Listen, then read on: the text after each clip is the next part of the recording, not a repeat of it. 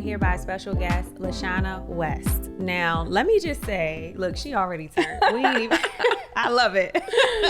So let me just say, I really, really admire what you do, especially how, and I'm gonna let you explain it, how you package yourself to help people with their mindset and their money mindset specifically. Introduce yourself first, because then my question is going to be a good follow-up. Sure thing. So my name is Lashana West. I'm a business therapist, and I support entrepreneurs to help them move the mental blocks that are stopping them from scaling in the way of them really thriving in life and business. So think of imposter syndrome, the overthinking, the overanalyzing, the shrinking. I help you eradicate that. Okay, so here's my question. Have you always had a strong mindset? Yes. And the reason why is because it was forced. Like growing up in a dysfunctional home, I call it drugs, sex, and rock and roll, like literally off the chain, right? And I think that's what pushed me to be a therapist, because I wanted to make sure I didn't repeat the cycle. But when you think about having to fend for yourself, growing up in just chaos, you have to either have a strong mindset or go on to your own devices. So now as an adult, I'm realizing, I actually have always had it. And then over time, I was able to use it and leverage it in life and in business. So I want you to think back to baby Lashana, or maybe teenager, a little younger than that, right? Yeah. With what you just described, drugs, sex, and rock and roll, what were you thinking at that time? Were you kind of like sitting in it and thinking this is crazy? Or because like you said, a lot of people sometimes they can just go off to their own devices and kind of become what they're around. But for you, it was very different. So talk to me about kind of what you were thinking, what you were seeing, and how you were feeling in that time. Yeah, so I mean, growing up, at the end of the day, a kid is a kid. But kids also know when something's not right. And so, my dad was in the military. My mom met him in Germany. She was married at the time, got divorced, married my dad. They had me. I was born in Germany. So every time I would apply for college, I have to have that little certificate, student born abroad, right? And we would travel all over. You would think it was the happy family, but inside, they're doing all the things. They're on drugs, and I call it functioning addicts. And if you don't know what a functioning addict is, it's literally you're able to go to work, you're able to do all the things, but when you get home, off the chain. And so that's kind of what I grew up in, and I knew it wasn't right, but what can a kid do? So I kind of just built my own coping skills.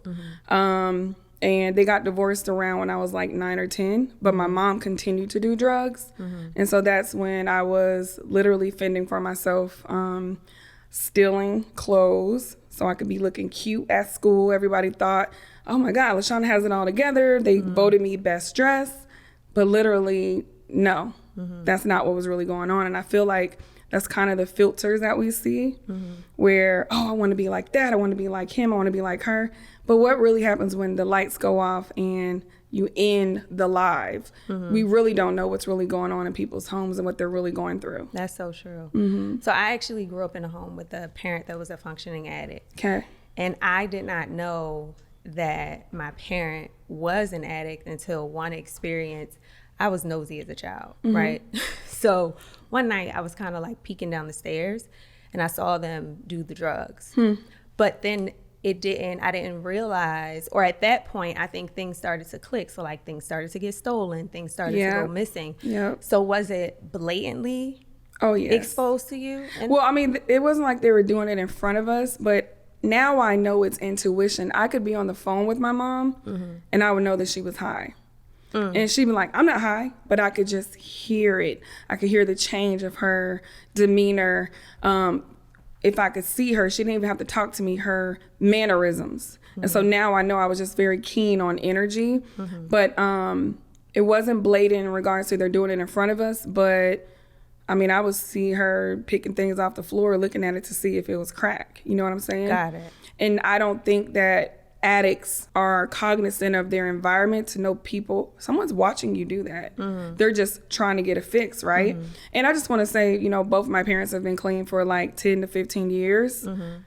Amen. Yes. Yes. But this is the thing, and I always tell people, everything that happens in life happens for us. I would not be here. I would not be a therapist. I would not be an effective parent had I not went through what I went through, because that showed me what I didn't want to repeat.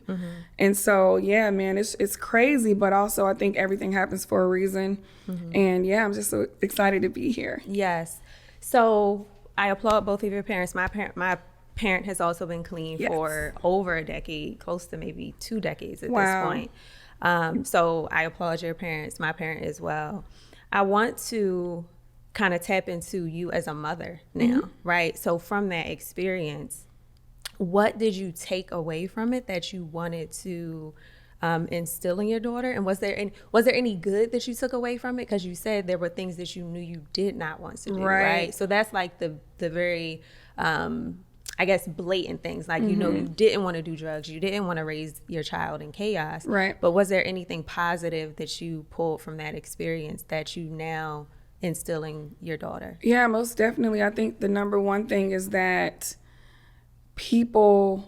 all people want to do well, but they can only do with what they have. And if you think of the 1980s, that was the crack epidemic, right? My mom's mom was like 14, 15 when she had her. My mom had her first child when she was 13, 14. So someone has to break the cycle. So what I learned from it was my mom was a hard worker. She was very determined. Her mindset was strong, because she said, I'm going to do this crack. I don't care. It's finna go down, right? And so when you have a skill set, you got to figure out, are you going to use it to leverage in a positive way or a negative way?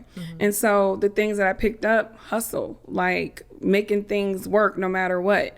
Making sure that you don't let things get you down to where you're going down a negative slope and you just can't deal. I still had to wake up every morning and go to school. I still had to act like everything was great, even though I might have been up to until 1, 2 in the morning hearing domestic violence and glass being thrown against the door. I still had to keep functioning. So now I truly believe with the resiliency, that's why I'm able to be such an impactful thought leader, speaker, therapist, etc., because of the past that I was able to endure and move through. Now, how does this now translate into your business, right? Yeah, so the reason why I'm like smiling is because I just realized that everything is coming together full circle, right?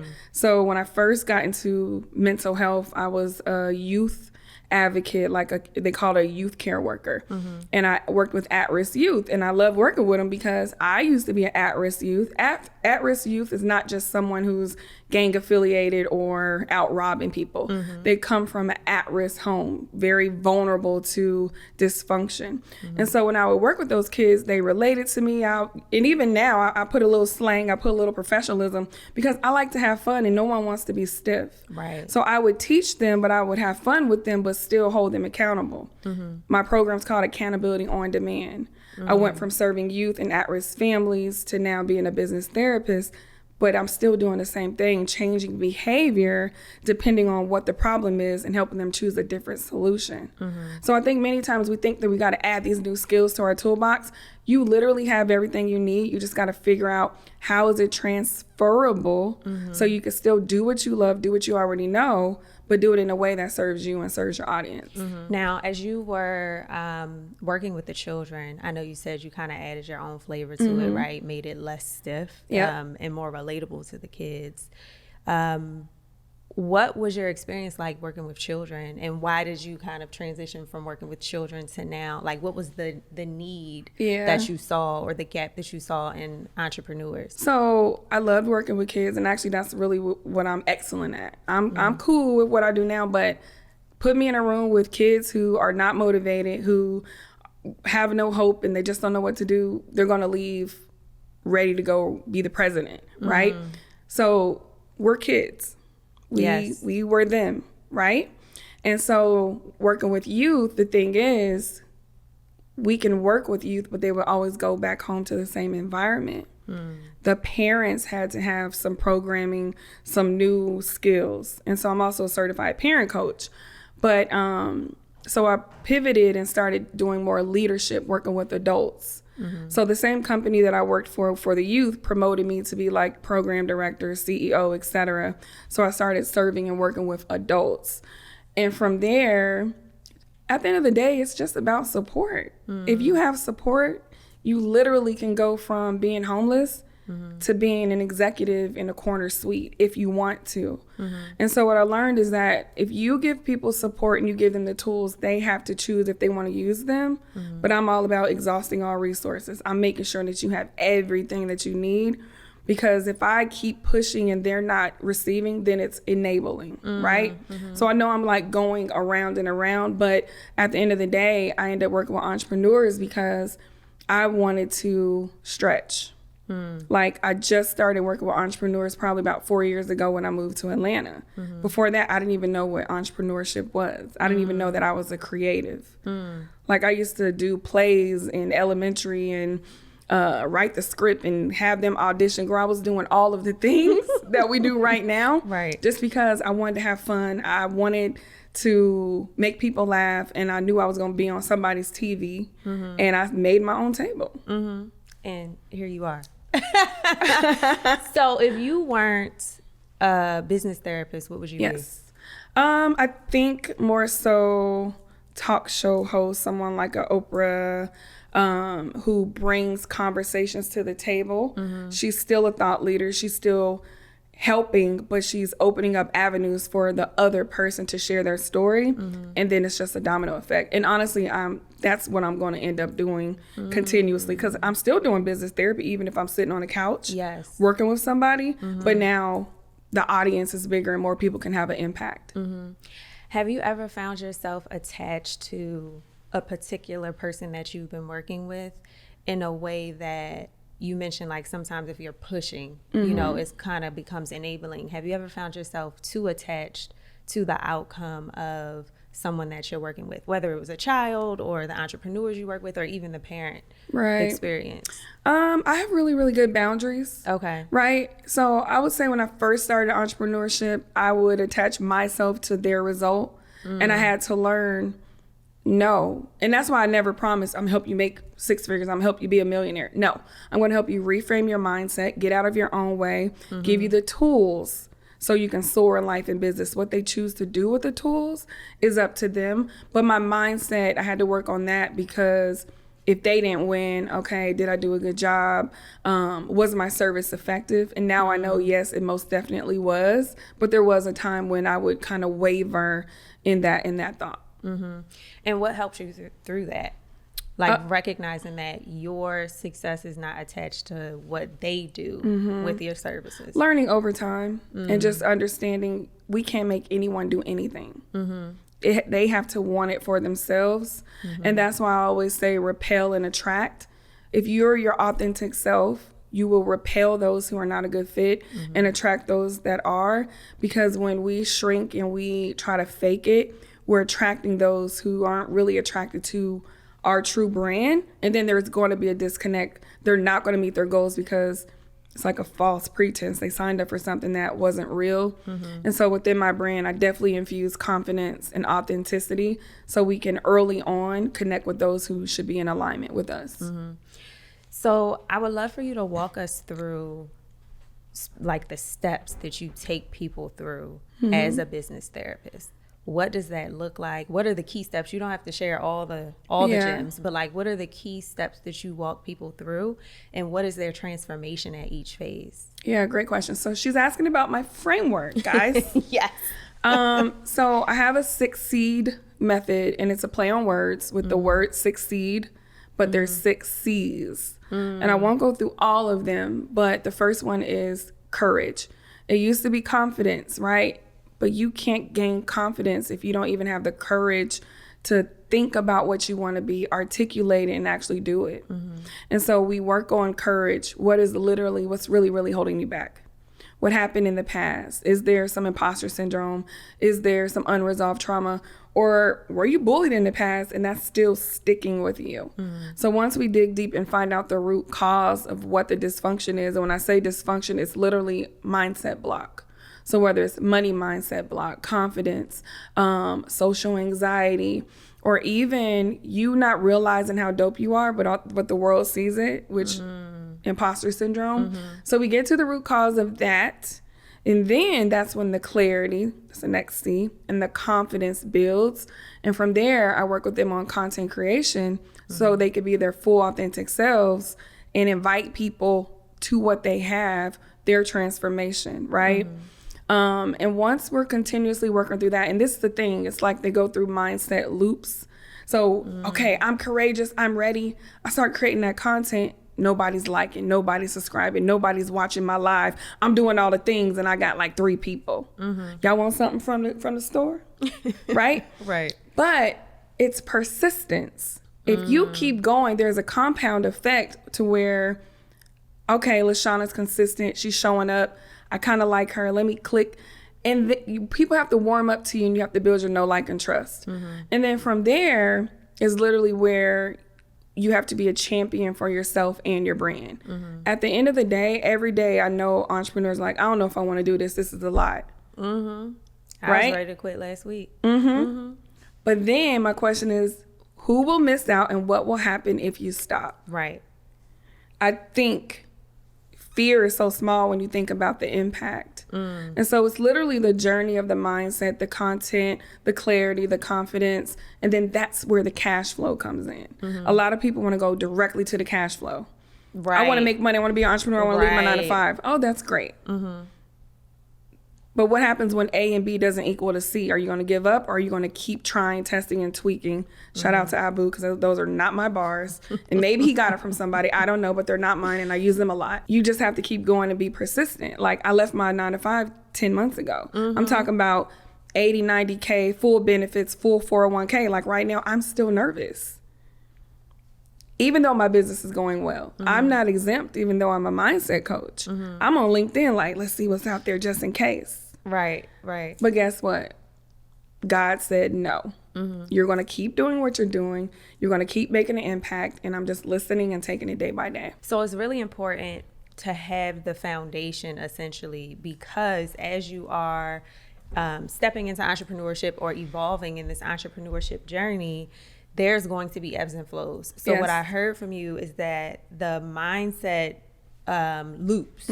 So like mindset goes like this. Some days you're up, some days you're down. Kind of Right. like my physics professor in college. He was asking us our signs. This is a little aside. He was like, what's your signs? And I'm a Gemini. He was like, oh, you moody. Sometimes you're up and sometimes you're down, right? And so that's what the mindset blocks Yes. are like, or the mindset loops are like. Correct. But I want to talk about the mindset blocks. Where, at what stage of the loop do they appear? Do they appear everywhere on the mindset loop? Can they just come from nowhere? Or Right. are these things that once you get over them, you pretty much are golden and you don't have to work on them again? No, you'll never get over them. You will move through them and learn how to cope, how to deal, feel, and heal. They resurface at different times depending on who, what, when, and where. And I call that the trigger tracker. Track your triggers. Will Smith was triggered. And his outcome was up to him on how he wanted to handle the situation, right? If I'm driving and someone cuts me off, I'm triggered. I can cuss them out, I can ignore them, or I can hit them with my car. It's up to me on what I want to do. So the mindset blocks resurface, in my opinion, at different levels of our evolution. So when you first get started, there's some mindset, there's some lack of confidence. You start getting a couple clients, you're getting some momentum, you're in a different price bracket, and now you're like, oh God, is this sustainable? Can I really scale? Do I really want to do what I'm doing, or do I want to evolve into this next level? Here comes the mindset blocks again, right?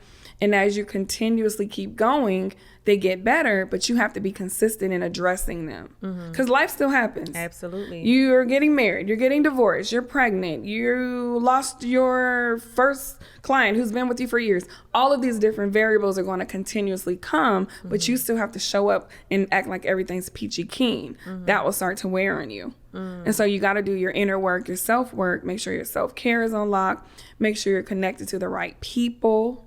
And I call it assess people, places, and things that don't serve you. A lot of times we picking up these different people, these different relationships, doing these different things, is it serving you? Right. And if it's not and you keep doing it, you're more vulnerable to the mindset blocks. As far as triggers are concerned, you choose how you respond to that trigger. A lot of us have not been taught or have not practiced it, because I think, for me, I don't think I've ever really been taught how to respond to things when I'm triggered. I just know that there's an outcome to everything that I do, and I have to deal with those consequences, right? Good or bad.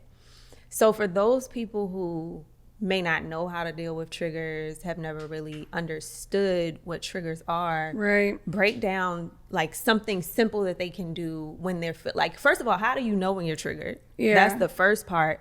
And then what is something that you can do to kind of help you respond, not in a reactive way, but actually have a response to the trigger? Got you.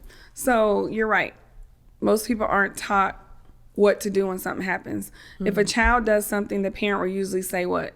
Stop doing that. Right. They don't give a rationale. Stop hitting that wall because blank may happen. Stop doing that. So we grow up just stopping something, but not really analyzing, understanding, and assessing what happened. I'm going to do this, etc. So a trigger literally is something that is tapping on a hot button.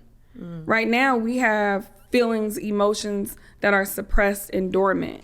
And what I mean by that, we compartmentalize, we put it in a little bucket. Here's my trauma. Let me sit it over there. Everything's great.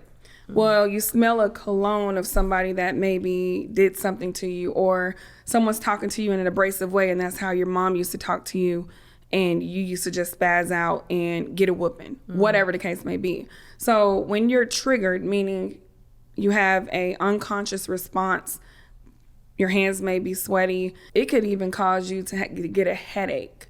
See, if you don't do your work, it gets deeper and deeper in regards to what the physical responses are. So let me give you an easy trigger. Hollering. My mom and dad used to fight in the home. Drug, sex, rock and roll. My mom does not talk in this tone. She hollers. And that's probably why I even talk at a more higher tone, right? So if I'm somewhere and someone's hollering, I'm triggered. I'm like, okay, what's going on? Fight or flight? Right. What we need to do? Let me get my Vaseline. I'm just kidding. She's evolved, y'all. What's up, y'all? And so first you have to be aware. And I have something called the 6A+ method. And my coach always talks to me about all my frameworks, but I love them. I love them. So awareness. You have to be aware of when you're triggered. You could be on someone's live and they say something that hits a nerve. And when that happens to me, I get off. Why am I going to sit there and keep listening to them when something about it is triggering me, right? And so awareness, acceptance. I'm aware that I'm being triggered because A, B, and C. I'm going to accept that, but I'm going to affirm it's okay. I am safe. Give myself grace, and then analyze what is really going on. What do I need to do? Because a lot of times it stops at the awareness. Right. And then there's a reaction. Right. And we all know there's always a reaction for an action. The question is it positive or negative? So let me give you guys a quick example. Let's say you're working with a client and they never do what you ask them to do. They don't do their I call it accountability task, but they don't do their homework, but they come to the table complaining about this isn't working, this isn't working, this isn't working. I can either get upset because I'm triggered because they're not doing their work and say, you know what, this isn't a good fit. Here you go. See you later. Or I can hold them accountable. Hey, Lashana, we've been working together. I've been asking you to do A, B, and C. What's going on? You're not completing it. Why is that? Have a conversation. They get a breakthrough. You get a breakthrough. You retain that relationship. And this is what I love about it. Me as the coach who's able to have that tough conversation, I'm getting better in my communication. There's going to be another Lashana. And instead of us avoiding when we're triggered, you have to address it, but address it in the right way. So of course, it just depends on what it is, but productive conversations, positive conversations, optimistic conversations. You mentioned something about, sometimes we have to just show up like things are peachy keen, right? Right. How detrimental is that to our mental health by just continuing to show up when things are not good, but pretending that they are? Yes, great question. It increases your imposter syndrome because you are literally being a fraud. And it's detrimental to your mental health because you're not consistent and in alignment with your actions and your thoughts. It's a discrepancy. It causes confusion. It causes lack of confidence, and it increases imposter syndrome. And if anyone is like, well, what's imposter syndrome? I hear that all the time. It's literally the inner critic telling you you're not good enough, telling you don't belong at the table, and everybody's going to know that you're a fraud sooner or later. So literally, when I got a request, hey, we want you to be on the podcast, imposter syndrome would have said, why would you be on their podcast? What are you going to say? You're probably going to stutter. No one's going to listen to you. It will stop you from opportunities, right? And then also it'll have you second guessing who you really are. So I might come, but I'm shrinking. I'm not really showing up as my full authentic self. And I know you didn't have that conversation. That was just an example, right? It was an example. Okay, cool. So I would love for you to talk about the entrepreneurs that you work with a little bit more. Yes. In particular, as it pertains to money. Like, how does this tie into money mindset? So I think the biggest thing with the entrepreneurs I work with, they don't believe that they can charge their worth. But here's the thing, side note, we will never charge or get our worth. When you think of the blood, the sweat, the tears, our expertise, our experience, our passion, we will never get paid our worth. But can you get paid a competitive rate for your services? Yes. So most of them, they trying to charge $19, $29, $97 for 4 weeks. They have that 9 to 5 mentality, charging by the hour. Oh, okay. I was about to say, what? Okay. All right. So if I get paid $20 in corporate, as long as I can get paid $25, I'll charge that for an hour. 4 hours, that's $100.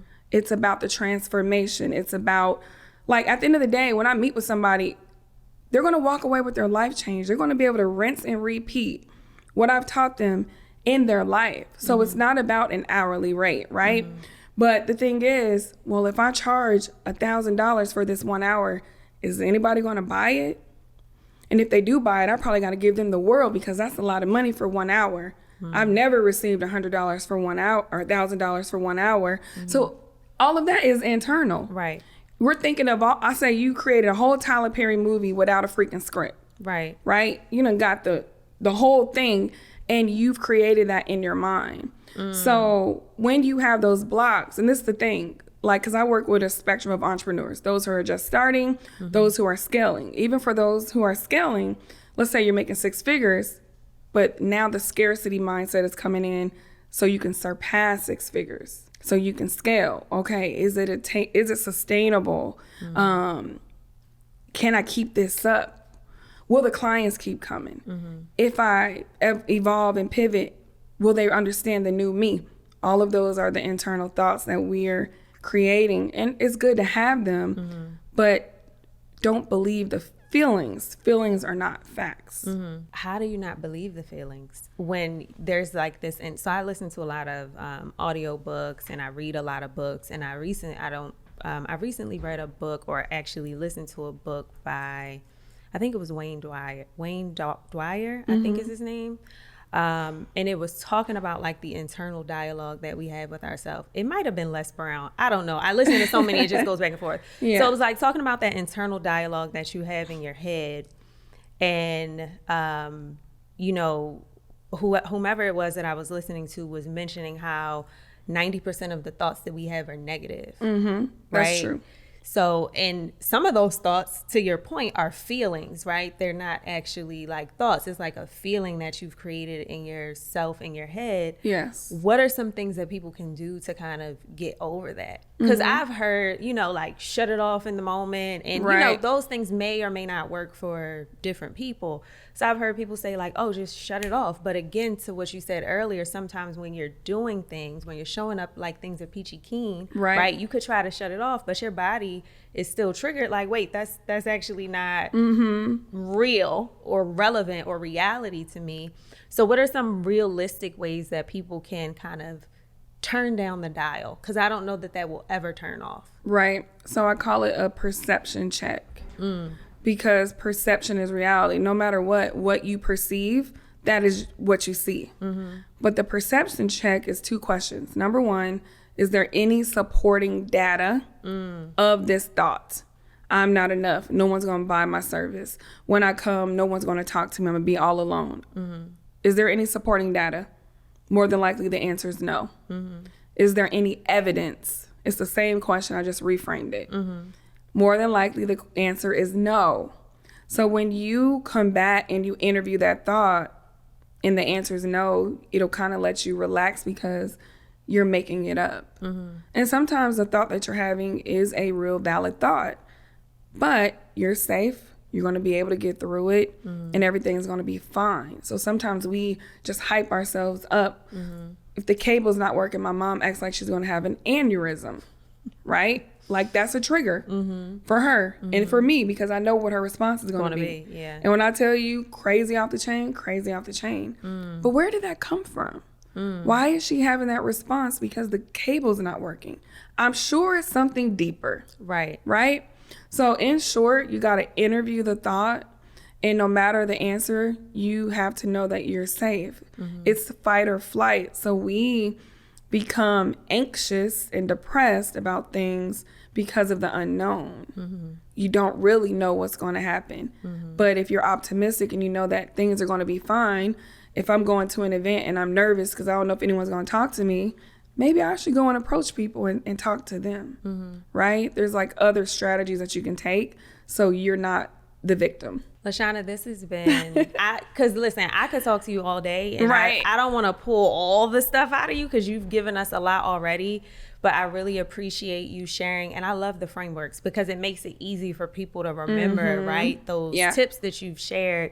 So I really appreciate you for joining today and being on the podcast. And I would love for you to tell the audience where they can find you, how they can get in touch, and if there's anything that you have coming up. Perfect. First of all, thank you for inviting me. We have so much fun when we connect, right? Girl, we be Turn. And how old are you, if you don't mind me asking? I'm 37. I'll be 37 in a couple, So I'm 39, y'all. 39 and fine, okay? Exactly. So we're about the same age, and I didn't even know your story was similar to mine, but 1980s, we already know all the things. So again, my name is Lashana West. You can find me at Miss West Creative Coach on all things social. And if anything I said resonated, make sure to connect. I also have a way for people that can tap in and do a complimentary clarity call. And so you literally just check me out on Instagram. All the information is there. But I believe that we can have and do anything that we want, but we first have to have the courage to believe it and then be open to do the work. The work is not easy. It's super, I'm not going to say hard, but I would say it's a journey. And if you're open to the journey, you literally can already be the person that you want to be. You just have to do the work. I love that. Yeah. We're going to leave it on that note, y'all. We will see y'all on the next episode. Thank you for joining, and we will make sure all the contact information is in the show notes for you to reach out to her. Bye. Bye, y'all.